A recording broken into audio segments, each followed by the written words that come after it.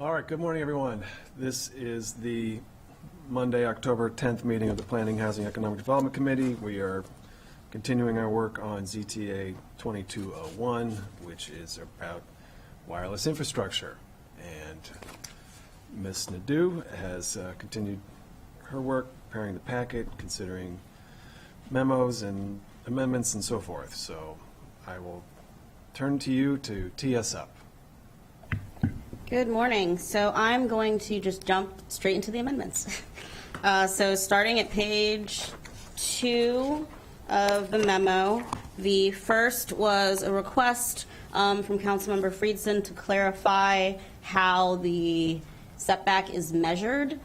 So I spoke with DPS, and I've actually attached a memo from DPS as well explaining how they measure, and it is not on the hypotenuse. It is measured horizontally. I think the example is you walk out your door 30 feet, you look straight up, and that's where the edge of the antenna or the box it's in will start. So that's the answer on the measurement question. Great. The next issue is preferential placement. First, I want to apologize. I had copied from a summary of the amendment. I will make sure to copy directly because I think there is an additional term about it being 5 feet from the door, so I'll copy that directly from 1907, so I wanted to apologize there. But the amendment here is to take the preferential placement language from 1907 and change the words, you strike the whole first sentence about when choosing a replacement pole or replacing a pre-existing pole, and change that to antenna, since this is the antenna existing structure section. So this would make sure, even on a strand mount, that the antenna is not directly in front of a front door, and it's preferably near an intersection. All that language about deciding where exactly they should be placed, with the caveat that they can provide an affidavit saying that the pole owner wouldn't give them permission to do that, or that there wasn't an alternate location, and that would be the only way they could place it closer to a door or not on that intersection. One thing I wanted to flag here is currently the setback has been, I think since at least since before the 2014 rewrite, I understand, the setback for antenna on existing structure has been 60 feet. So right now, when a provider places an antenna 60 feet or further, they do not have this requirement. So if this language is going to be added, there should be a decision on whether it's going to be added only between 30 and 60 feet or for everybody going forward. Ones that already exist will, of course, be grandfathered in. They won't be forced to change, but this would be changing 60 feet or further back, adding additional requirements that were not there previously at that distance. So those are the two. So that's the amendment itself, and then a question as to whether the committee wants language limiting it to just between 30 and 60 or for 30 and all the way back. So I would certainly suggest just between 30 and 60. I mean, once you get beyond 60 feet, you're talking quite a ways away, and it may, I mean, I don't know, what's the, if it's 150 feet away, do we still have like a strong public interest in saying, no, you can't do it there, versus if that's the better place for wireless service? And so 60 feet is pretty far, that's, yeah. Colleagues, Councilmember Friedson. Yeah, I'm a little torn on this one, to be honest with you. I think, on the one hand, I do understand that point, and the question, well, on the other hand, if this isn't an undue burden, it would be preferential, as is noted here, to be in the least obtrusive place possible, right? We prefer to be in certain places versus other places. My concern would be if we don't set a distance, is it infinity? I mean, just from a legal perspective, could it be from the house 6 blocks away? Because I don't want to create a situation where it could prohibit everything, because it could be in front of somebody's door if it's a plane that goes from infinity to anywhere, any front door in the county. And I know that sounds far-fetched and hypothetical. I just don't want to run into an issue, so I'm sensitive there. But on the other hand, reasonably beyond 60 feet, I don't see it as being a huge challenge to have a preferential placement that's not in front of a front door and that, prefers to be, I think the intersection is actually the more, significant aspect here. So I got to be honest, I'm a little torn on that. I just wanted to throw those out there. I don't know if Councilmember Jawando has any thoughts, so I'd love to hear from council staff after Councilmember Jawando too. Yeah, I appreciate that. And maybe, I know we have our great Pepco team here and the pole replacement gurus. I just, the language just to remind council staff and us so that close to intersections, front-facing sides of residential properties, abutting non-residential properties, and not in front of residential doors. And if you can't state it, then you just got to do an affidavit or get permission. So the question is, I agree with Councilman Friedson, that would be preferential, but how far out does that go? Assuming you could meet that before you got to infinity, I would assume. I would assume at some point before infinity you could meet the preference.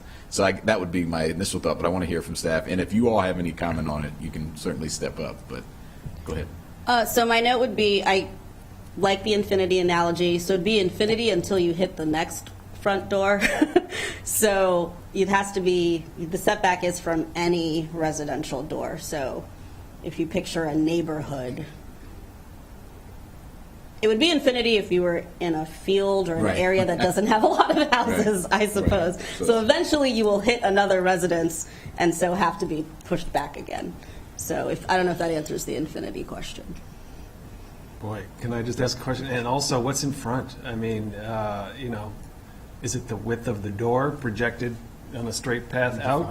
So in 1907, it was 5 feet from the on area either side? between 2 parallel lines extending from the sides of the front door. So a 5-foot width in front of the front door.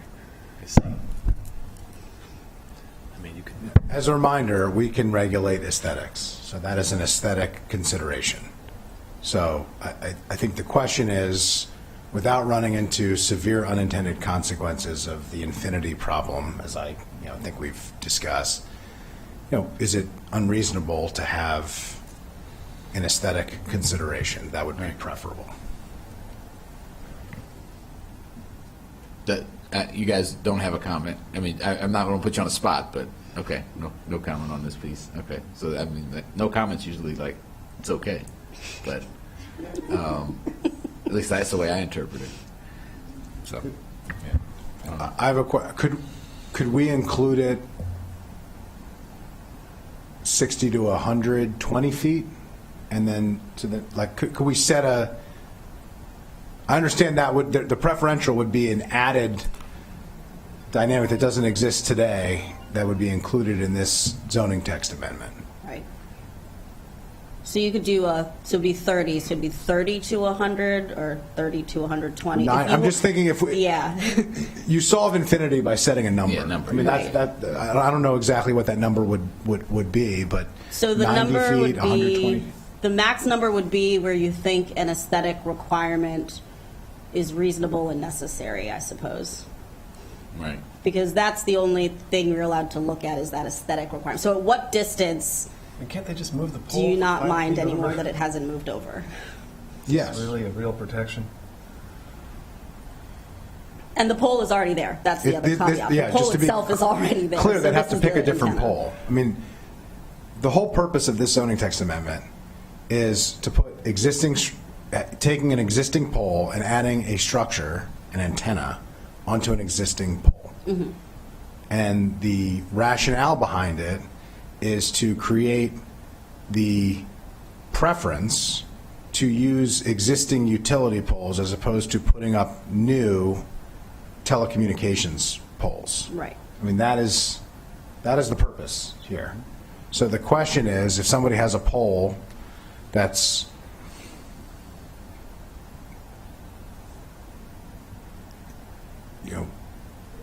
61 feet out, 65 feet outside of their house, is it reasonable to say place the structure on the next pole over? I mean, that's really. I mean, I just want to be clear. Like, that's Right. what we're talking about. So I'll leave the judgment of whether that's a real protection to others, but that is the calculation that we are making here. Assuming there is another existing structure that's over, in which case, then they would go through saying there wasn't a better alternative location. Right. I mean, as it is, it's also not clear whose front door, I guess it's anyone's front door. So on my street, there are 2 utility poles in front of my house. I don't think either of them is within this width out my front door, but it's possible one of them could be out the front door of my neighbor across the street. And so my neighbor across the street would claim that the pole on my side of the street, which is really in front of my house, is in front of that person's front door. And that issue would be compounded the further out you go, because the further Right. out you go, the more houses are now, the more front doors are now The more included. people are in the mix, yeah. Right. So I don't know if there's you could also stop it at the curb. There's another geographic limit on it, the nearest curb. So that we're not getting into too much. But yeah, because then, but I also think once you're getting out, I mean, it's possible to locate a pole 3 feet to the side and no longer be in the zone. Yes. Well, there's also, assuming if you were a corner property, then yes, that would be true. Because it's also, the language also tries to place it near that intersection. So if you were the corner property, it might still be 2 feet over from the edge of your door.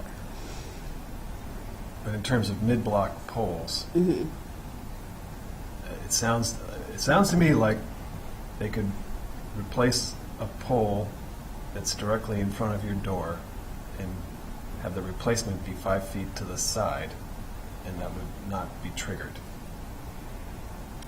Well, replacement, just to point out, replacement poles are a different standard. The pole would have to be determined as a utility pole, which would be determined by the Public Services Commission. So the telecommunications company, now, unless I'm mistaken here, what we're talking Right. about, So if you change the word telecommunications pole company to can't just antenna. say they want to put a pole next to it. The purpose of this zoning text amendment is to say we're talking about existing utility poles. That was the area that was not covered in 1907.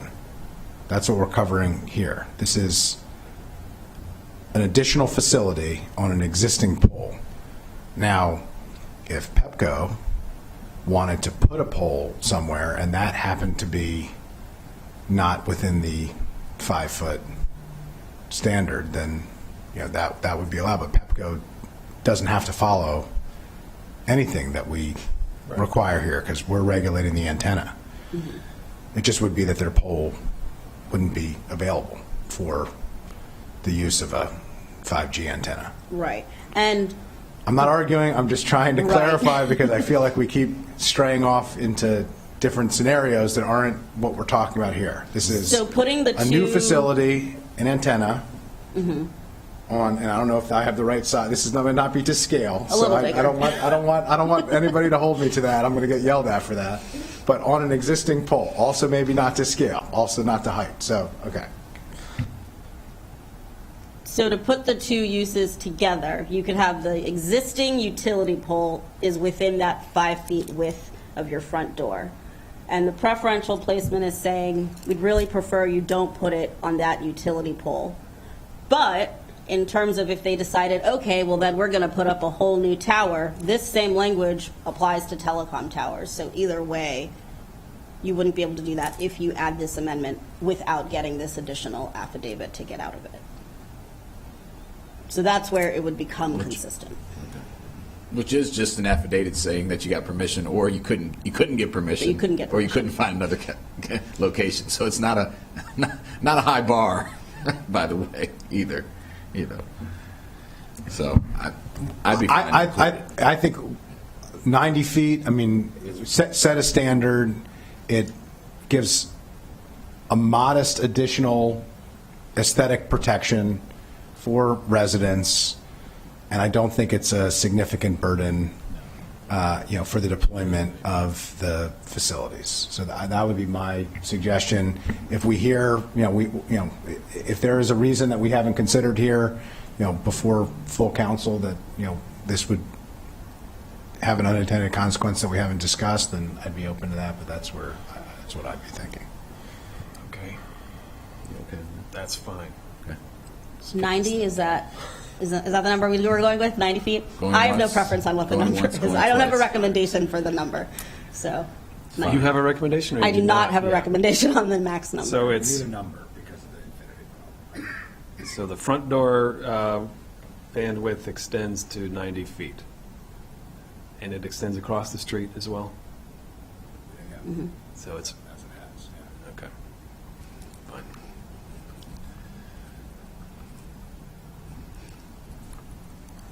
Okay, so the next amendment is pole proliferation. This is that an antenna must be at least 150 feet from an antenna owned by the same provider. It has the similar 30 to 60 foot setback issue. Do you want to limit it, have it go all the way back, also go with 90 feet? That's the decision here if you choose to go with this amendment.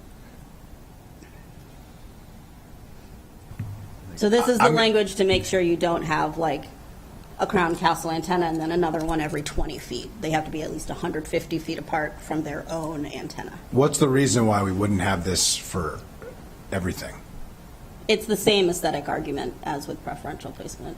Although, truthfully here, the aesthetic argument I think is a little bit stronger because it's for each company, it's 150 feet, but you could do like Crown Castle, Verizon, T-Mobile, AT&T. Like, so you could end up with more bunching than I believe you would with the preferential placement. I think keeping it in general. I mean, 150 feet was not seen as an issue for deployment. Mm-hmm. And if 150 feet is not an issue for deployment, I'm not sure why why we would need to change it. Sorry, the question here is, do you want that 150-foot rule to apply Beyond between 60 30 and feet. 60 or beyond 60 feet? Right, but if it doesn't inhibit deployment, in terms of having facilities that are close enough together within 60 feet, then I can't understand a scenario that it inhibits deployment beyond 60 feet. Like, if 150 feet isn't an issue of multiple facilities, then it's not an issue at all. The other one was different because it's in relationship to fixed points, and if you don't have a standard of when those fixed points end and it's a plane, then you could run into unintended issues that you didn't mean to do. But I don't think that's the same here, at least from my Yeah, perspective. so you don't have, you're saying you don't have to have a distance. Yeah, I don't- because we're going this way and it's not about. It's to each other. Yeah. Right. So the reason council staff flagged it is right now, they don't have this restriction at 60 feet. And After 60 Yeah, feet. after 60 Oh, so we feet, would need they to don't apply. currently Have- have this restriction. More than every 100 feet. Right. Or we could set it as the same 90 feet for consistency. I mean, I don't think that it's an issue personally. Look, I think this is why we're doing this. We're trying to reduce the Yeah. excessive proliferation. We want to have adequate proliferation and not excessive proliferation. And so that's why we need a zoning code amendment. Yeah, so keep it with no restriction of distance. 150 feet from the nearest. I mean, the only thing I would say there, does this mean that, how do rooftops, do they come into play? If you're in a downtown area and Verizon has an antenna on the rooftop of an office building, and then they would like to add a new antenna to the This is an antenna utility pole, on a utility pole. Well, That's what the I'm saying, yeah. existing Would that structure get does triggered? include some types of buildings. So I think one of them was like a barn, a silo. There's like a Can we list just- of types of existing structures. Yeah. So yes, those would be included. those would get triggered. So can we Right. limit this to utility poles? Is it like two, I'm Can I just, we're talking about whether we go beyond 60 feet. By definition, if we're talking about on a building, we are at 0 feet, unless I'm missing something. So it's if Like, you, if you're on a building, you're well within the 60-foot threshold of a building. so I think So unless I'm Councilmember Reamer's question is if the existing structure, if the antenna on existing structure is being placed, let's say, on a barn or a building, so that's what the existing structure Yes, is. yeah. Then if you were the house across the street downtown, let's say, how would that apply? And one caveat I'll add here is 1907, remember, was mostly making these changes for residential, not commercial. So that's another piece as well. Sorry, not to complicate it further.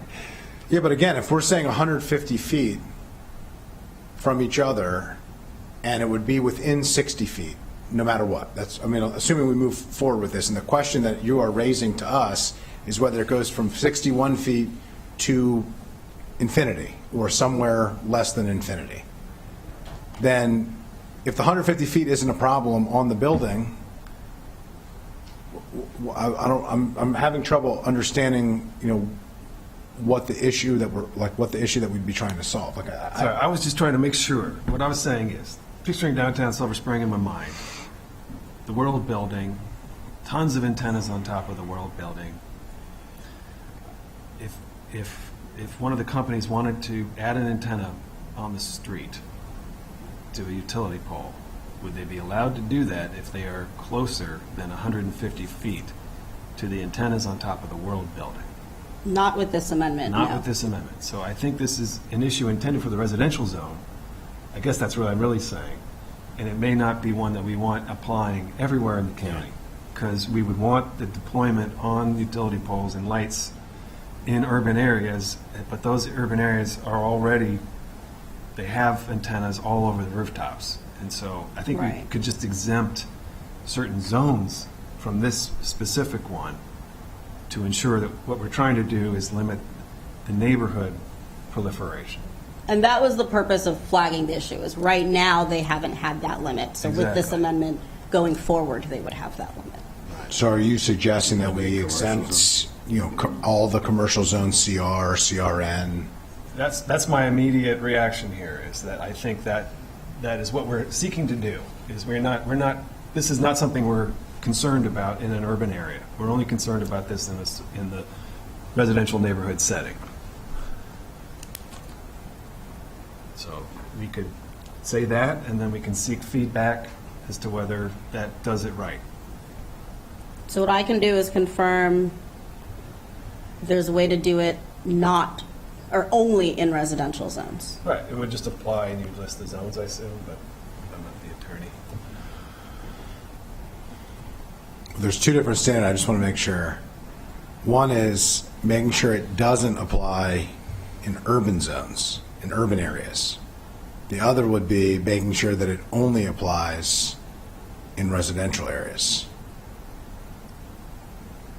The reason why I say that is defining what a residential area, that's a broader question and conversation. Like if our focus here is the very urbanized areas of the county, CR zone specifically, let's say, then that's a different standard than, because there's quite a bit of kind of transitional So there might be some zones that are in fine-tuning neighborhoods of- that aren't residential Right. zones, that what would we consider those? Well, you also have like like a CRT. thousands of people living in downtown Silver Yeah, Spring, yeah. too, next to the. And I will just point out, one of the conversations that we had during 1907 was specifically the equity conversation between urban communities and urban areas where people don't just work, people don't just go to shop and to go have dinner, people live, including me, by the way. But and having a totally different standard in residential zones that are primarily single family, maybe townhouse. So I think we need to be sensitive to that consideration too, because that was one of the big conversations that we had during the discussion of 1907. If the question here is consistency between the two zoning text amendments, I think, we need to be careful about that. 1907 was allowing it in residential areas because it had already been It's already in previously commercial. allowed in urban areas, essentially, in commercial zoned areas. So,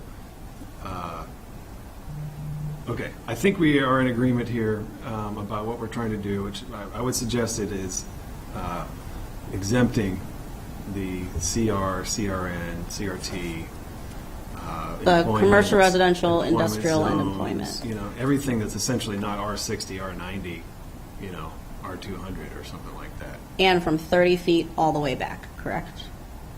Or to the 90? I mean, I feel like we had that conversation. If we're talking about 150 feet, you don't really need to worry Okay. about how far. So I think all the way out, Okay. right? Yeah. Yeah, I think it would just be helpful for council staff to share with us all of the zones that are under consideration and Right. maybe even mapping out, just so we understand what we're talking about. So before we go to usually, full council. the categories, if you can picture the use table, which I know, not everybody pictures it all the time like I do. Every night before I go to bed, I picture the zoning use You table. too. So it is color coded, and it goes like agricultural, rural, residential, residential, and then there's commercial, residential, industrial, employment. So that's probably where council staff would recommend that split. But know that some of those commercial, residential could be downtown Silver Spring in those urban areas, Which are also residential. which are technically residential, but we Right. call them commercial. Well, the irony residential. here is, not to go down another path, but people who live in apartment and condo buildings have had antennas on their buildings for decades. And first of all, there's never been any documented health outcome in any way whatsoever. Never, ever. Despite living with dozens of antennas on their rooftops. And secondly, this whole issue is that single-family homeowners don't want to have to live in proximity to antennas that people who live in multifamily dwellings live with. And, make of that what you will. But, okay. So, I guess I'll address this quick scheduling thing as we go forward. So the tentative plan is for this to go to full council for work session on the 18th, which is next Tuesday, and then for action on the 25th. So any amendments that council staff's going to look into will be reflected in the council packet, and I'll note the FED committee's discussion of that amendment and what your intent and what you were looking for is. Okay. Does that work? So I know we're getting down to the wire on the zoning scheduling. So to speak. Down to the fiber. So sorry, I did not mean to make a pun, I promise. So the next issue is removal. So for telecom towers in 1907, it basically came out to about 180 days that if it was deactivated, it had to be removed. So I believe last week when FED committee met, there was a discussion of 30 days, 60 days, 90 days, what makes sense.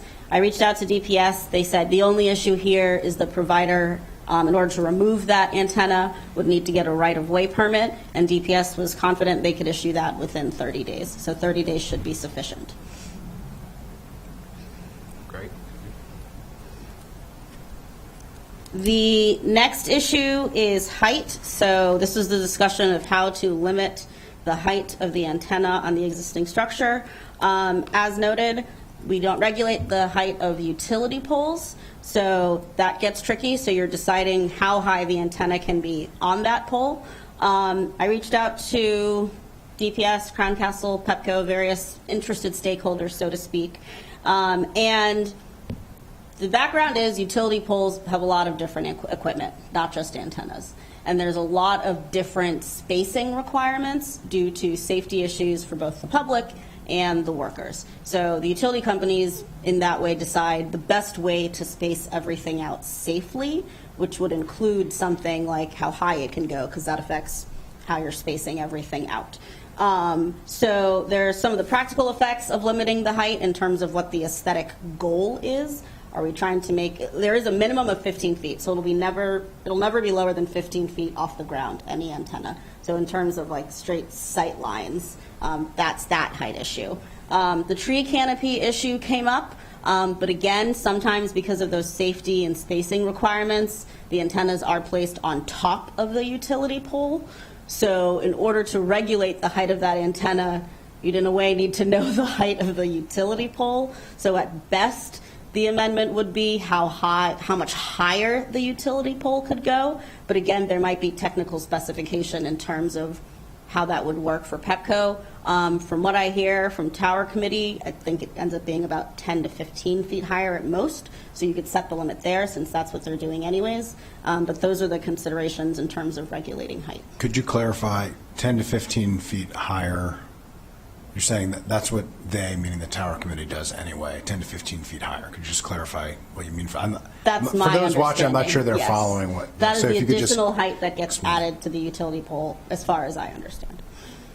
So if there was additional piece of equipment that was being placed on a utility pole that needed to have a distance from other equipment for a variety of safety reasons, including a person who is installing it and other considerations, 10 to 15 feet would be the standard.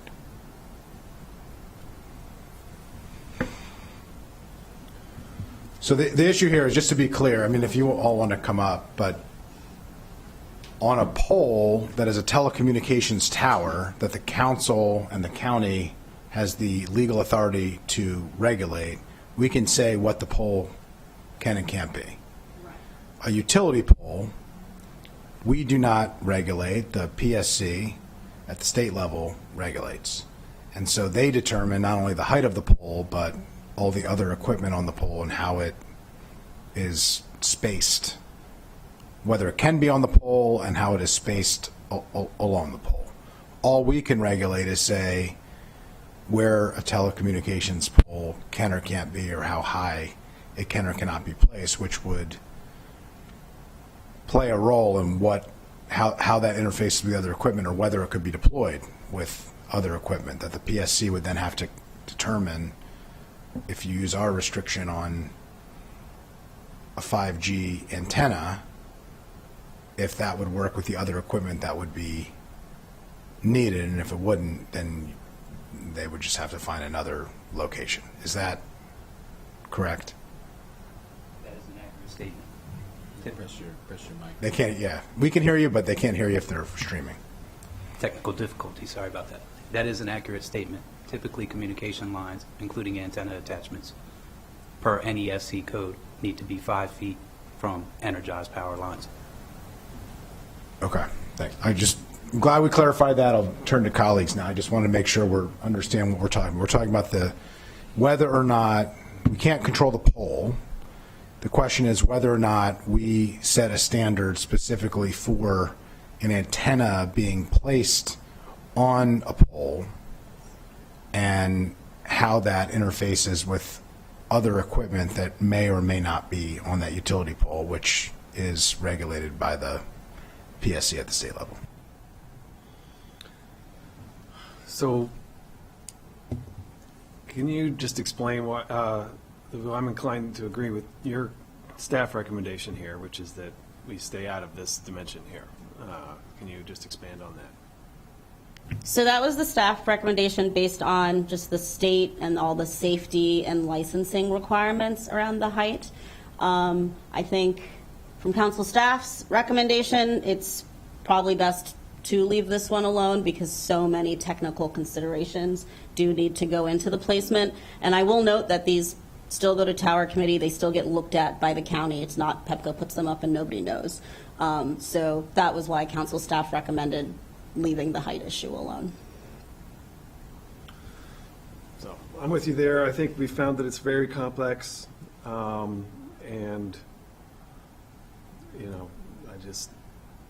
it could be unintended consequences. I'd hate to have the next council have to go through this. I will note, because it was raised in some testimony we received, I apologize, a question about tree canopy. So 1907 did have tree loss language. I will note that was non-binding language, so it was when doing these, county executive, if you could try to make sure that we're not cutting down too many trees to accommodate these. That was something in 1907. It wasn't like the sort of non-binding language at the end.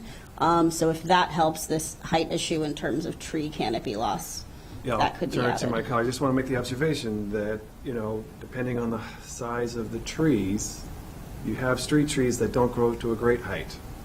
In that block, you want a taller pole to get the antenna away from the tree. So there's no one size fits all. I just pass to my colleagues.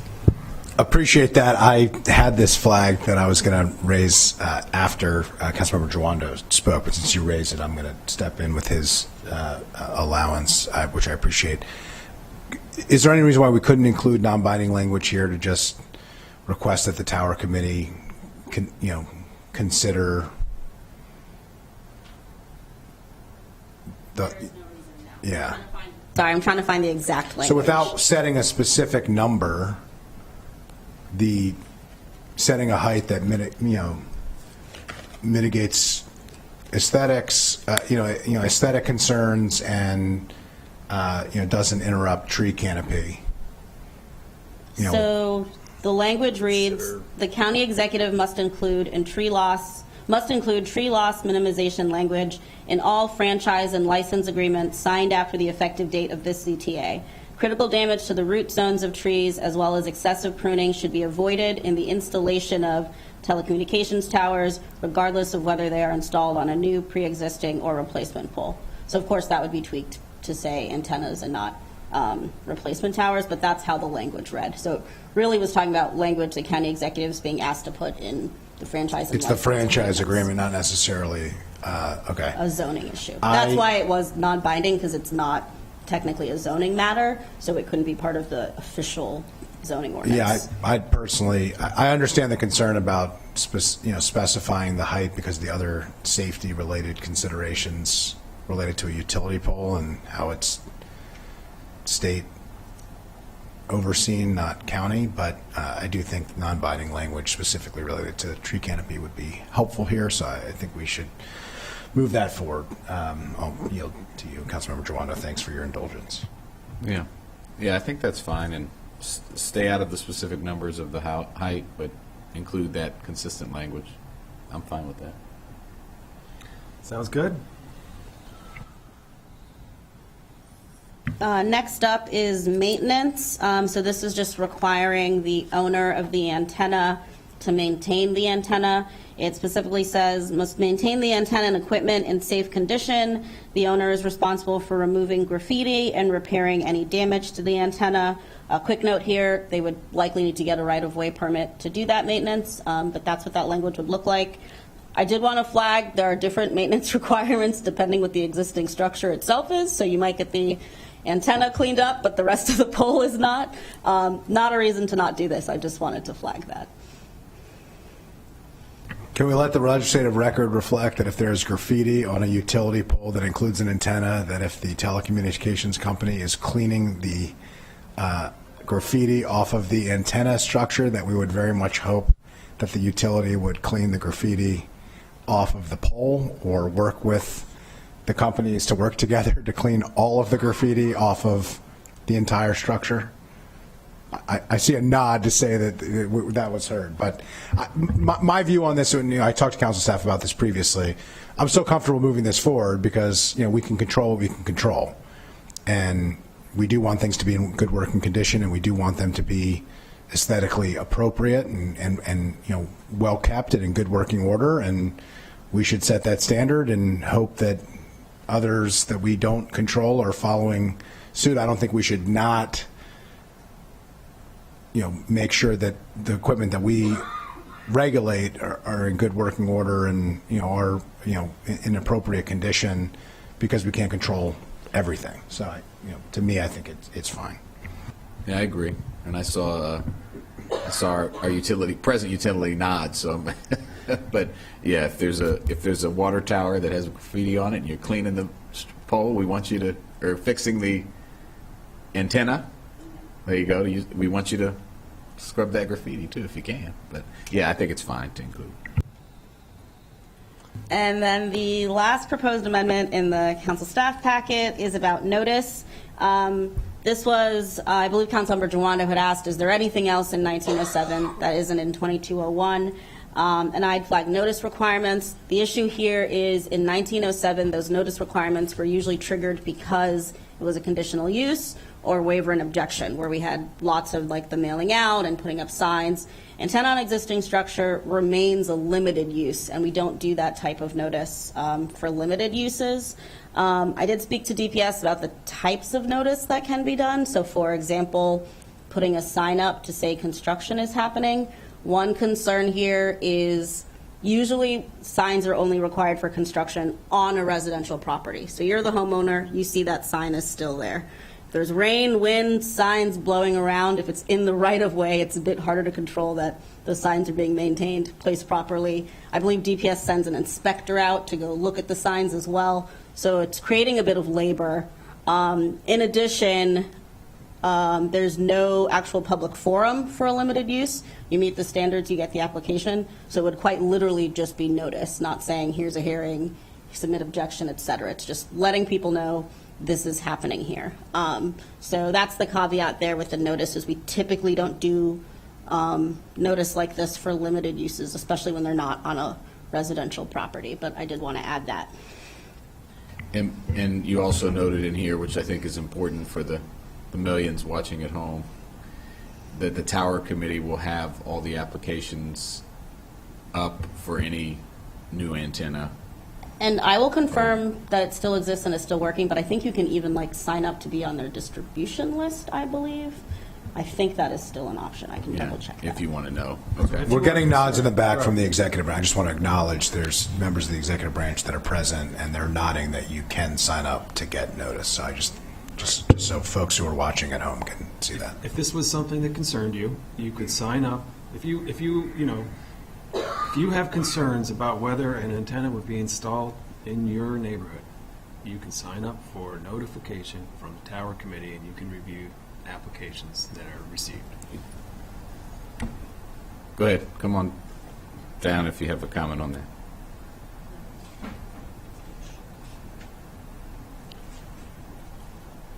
She needs a chair, I think.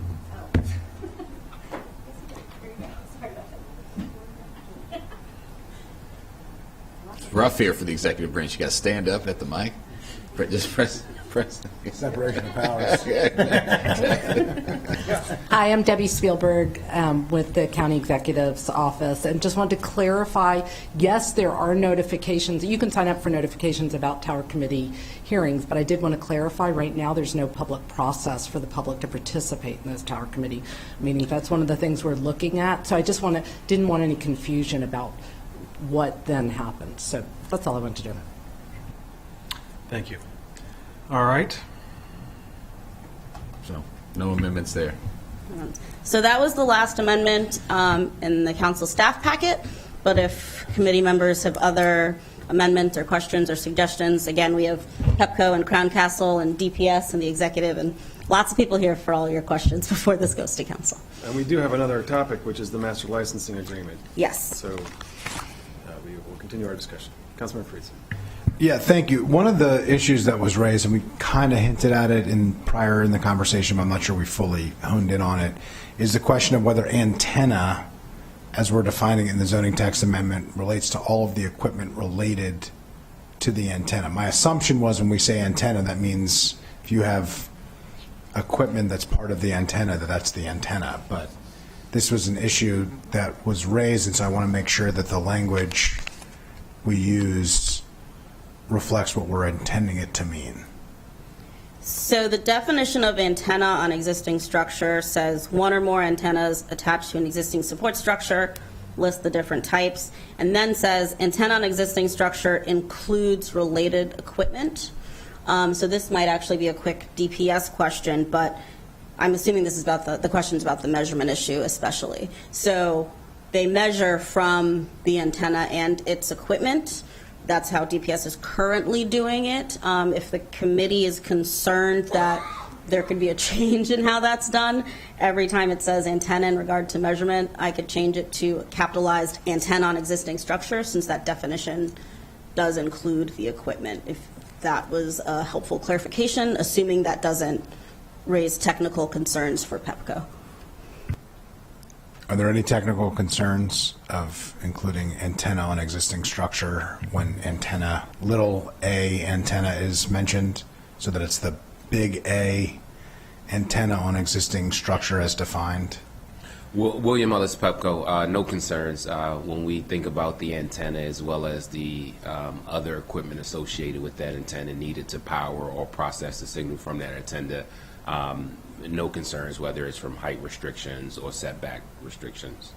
Yeah, I think it's a helpful suggestion if colleagues are in agreement. Just to clarify that, that was my assumption. I assume that was the assumption of colleagues as well, based on our discussions last week and this week, but it was raised by some residents, and I think it's important that we clarify that so everybody understands what we're talking about.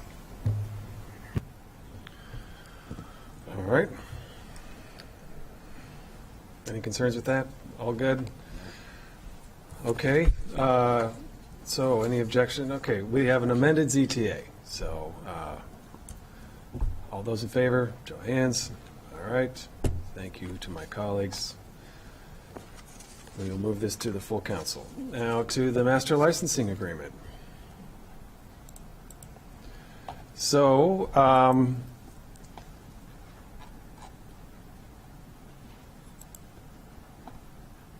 maybe my cache is not refreshing, but when I click on the master licensing update, it says there's no material for this item. There was not a packet for this item. Council staff's understanding was that the county executive would just provide an update, so there weren't any materials about it. Still no materials. So in March of 2021, we were told that the county executive had a draft of the master licensing agreement, and it was going to be imminently finished with it. You're smiling. In 2022, as we took this up, we were told it was imminent. It will be coming. The executive branch is obstructing the deployment of this infrastructure by sitting on this master licensing agreement. Just as the executive has opposed every single ZTA, every attempt to allow for modernity through wireless to encroach in Montgomery County, he has obstructed the deployment of this infrastructure by withholding this license agreement. It's outrageous. I mean, this is a business and economic development issue, and you holding up the deployment of this infrastructure. When are we going to have the draft master license agreement? Hi again, I'm Debbie Spielberg with the County Executive's Office. So there was a draft put out in the spring of this year. There were red lines returned from the telecom companies, and there were public comments received. And there has been a delay on going through that. Part of our delay is we use an outside counsel who was extremely talented and knowledgeable. He'd been very sick over the last year, and he died in June. So we have been a little bit without the outside help. He had been really helpful a year ago, August, and so we've been struggling with trying to get up to speed. That being said, we have reviewed the red line comments, still reviewing the public comments, and as was discussed earlier, there are issues around public engagement and public process we're trying to figure out. I would just say the county executive is not in any way trying to obstruct modernization. In fact, we've been doing a number of projects to expand broadband access, and especially to low income and other communities that have difficulty reaching it. So it's not about that. It's that these are county-owned structures. They're county-owned structures in many residential areas, and we just want to make sure that we're doing it correctly. The companies have been granted the right to deploy the infrastructure through the zoning code, but they can't do it until they can sign a memo. It's been years since the county council, through a torturous, difficult process, resolved issues in the urban areas, which the county executive has bragged about having the county has already taken action on many times publicly. Oh, we've already done this. We passed the zoning code for the urban areas, but they can't deploy because he won't complete the master license agreement. So even while he's taking credit publicly for moving forward on 5G, he's actually blocking the deployment of that 5G in the places that he's taking credit for allowing it. Am I wrong?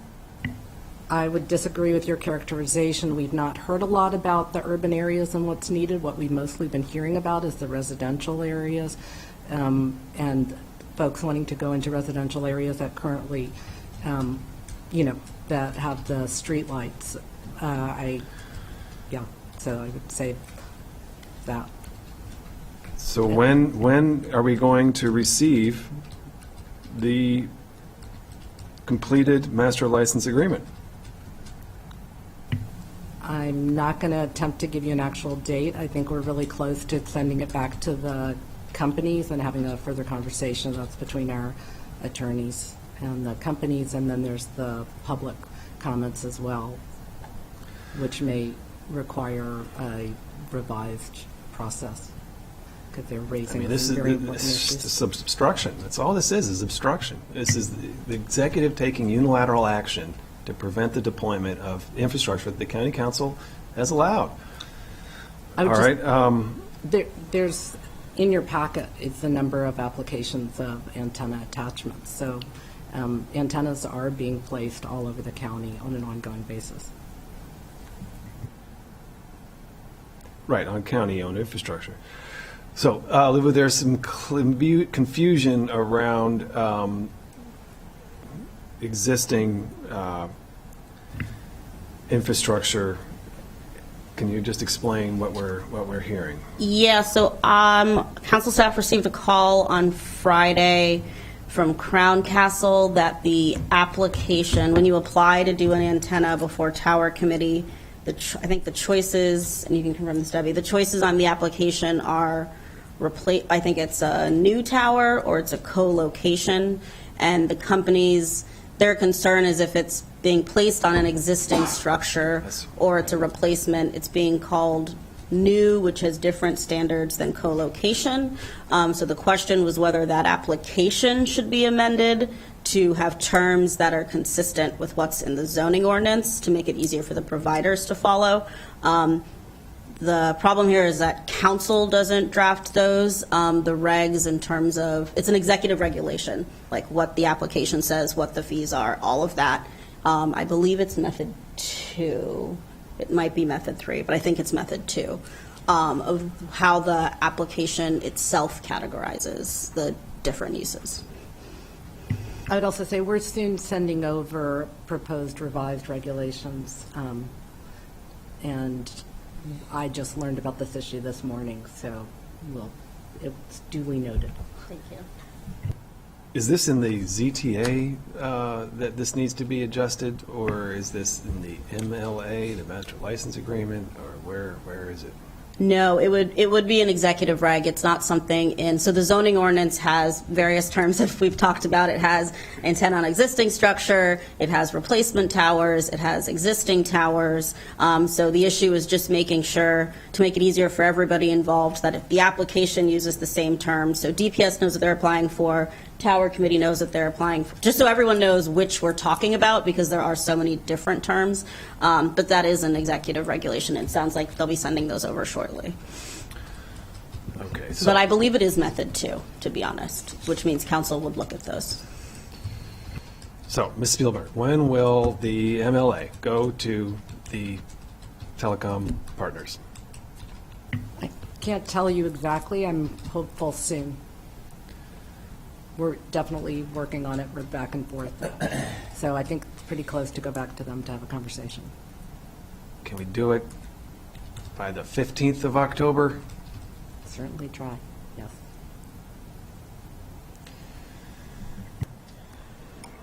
All right. Okay. Anything else?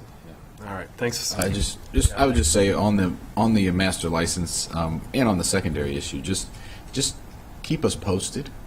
You know, if you have an issue, just let us know. You know, I don't think you're right. Polls are going up, but I just think the communication has continued to be a challenge, and I don't ascribe it ill intent necessarily, but when you get the same answer multiple times and you don't have any communication in between, that's difficult for us. So if you could just take that back, and I just want to say that on the record. Happy to. And just on the notes of communications, just want to make sure you guys saw the county executive's 2 memos on 2201. Yes. Because only one page of one was included in the packet. So, but maybe in the full council. Yeah, it'll all. Yeah, like have it here, and I appreciate it, and I know the county executive doesn't agree with this, but it's helpful information, and maybe at full council we can discuss. I didn't feel like, you know, the why you made this suggestion, but I think some might want to bring it up, but it'll be in the full council packet, I'm sure. Thank you. Yeah, I mean, like, I just feel like the executive doesn't support what we're trying to do, and that's why we're not receiving the MLA. But the council has acted. The council has said this must be allowed. And so really, the executive, it's incumbent upon the executive, whether he doesn't have to agree with it. Just because he has to draft the regulation or the license agreement and sign it, send it to it, doesn't have to agree with it.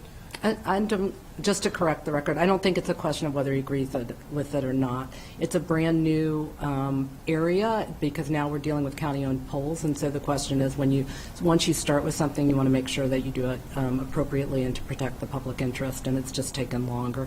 It's incredibly complicated, and so it's just taking much longer. There's no intent to delay. I believe he voted for the ZTA, so. He voted for the previous ZTA. Yeah, for the not for- 1802. So it's not an intent to delay. It's just trying to get it right. Well, we need the administration to act. Thank you. And communicate. Yeah, I want to just, I guess, since everybody's on the record here, I don't want to be seen as not on the record on these issues. And I just want to associate myself with Councilmember Jawando's point. We need to have better and more ongoing communication on these issues. I think there's a recognition when things can be complicated.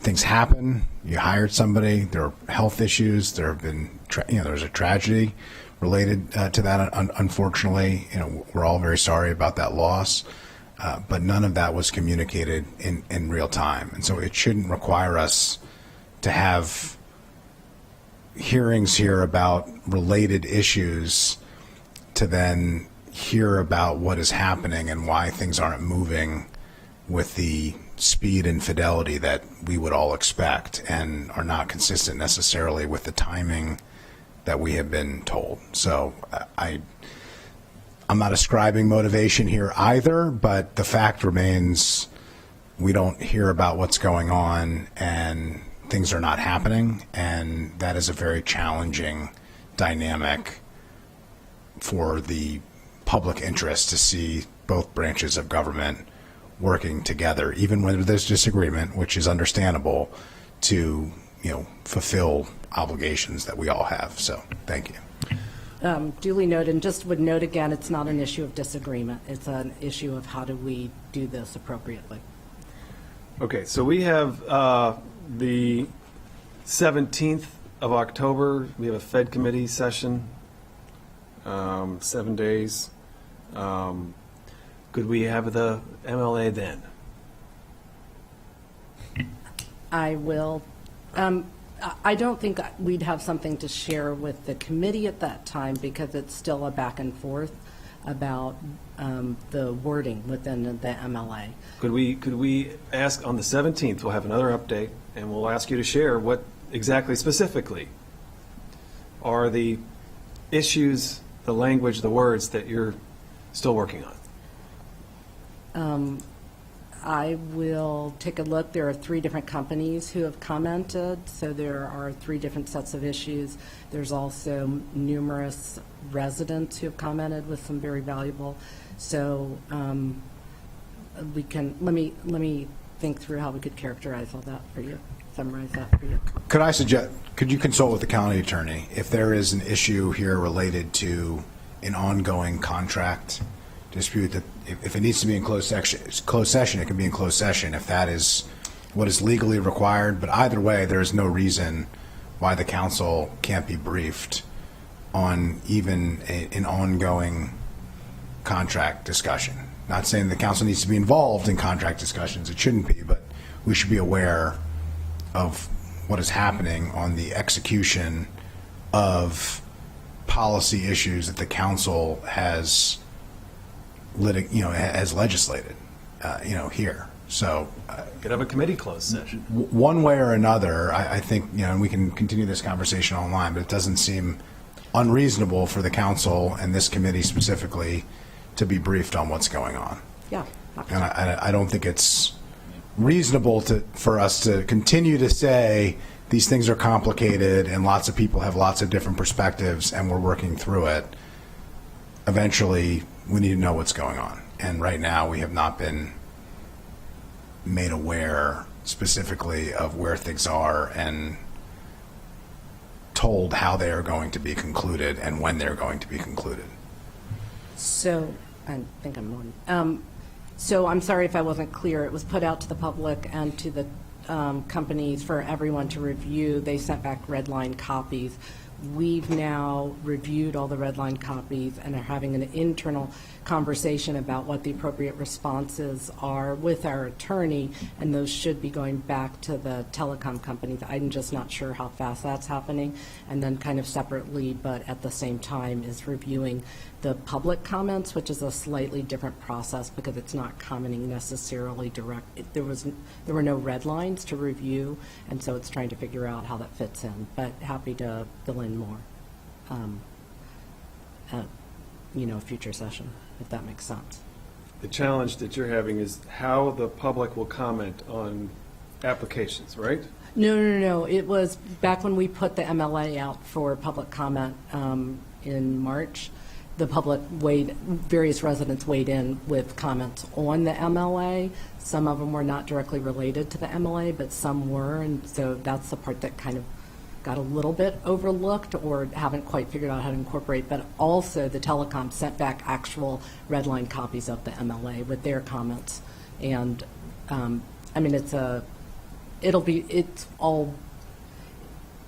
it doesn't seem like there's anything insurmountable.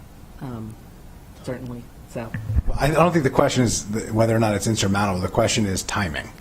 And it does feel like we're getting into the indefinite phase of timing. And that's the frustrating thing here, where there's no deadline. There's ongoing complicated conversations that are happening. There is ongoing consideration. And, you're saying see you later, and we're saying when are we going to see you? That's the problem. And so we got to get to a point where, you said that the comments were received in March. No, it was put out in March. And when were the comments, was there a deadline set for when public comment would be received until? I think it was April or May, and I'd have to go back and look. Okay, we're in October, we're fast approaching November. This is how things work. And so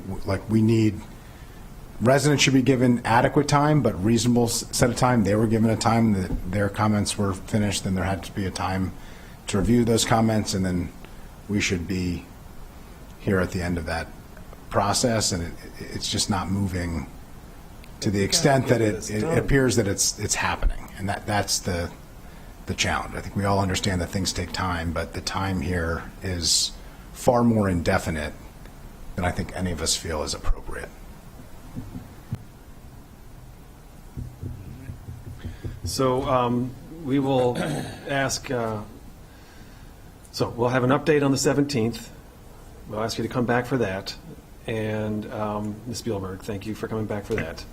And please share with council staff what some of the sticking points are that you're working through so that we can understand. I don't know that whether we have any, the issues that you said were raised in public testimony and your response to them, public comment and your response to them. I'm guessing those are the ones that are more germane to our, the rest of the stuff is just your two sides doing your negotiation. But, I think we need to look at everything. And get this resolved. I mean, we can't allow this to bleed into the next council. I mean, there's just no reason for that.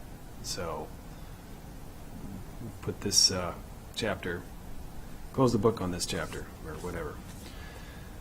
Okay. All right, thank you. Thank you, everybody.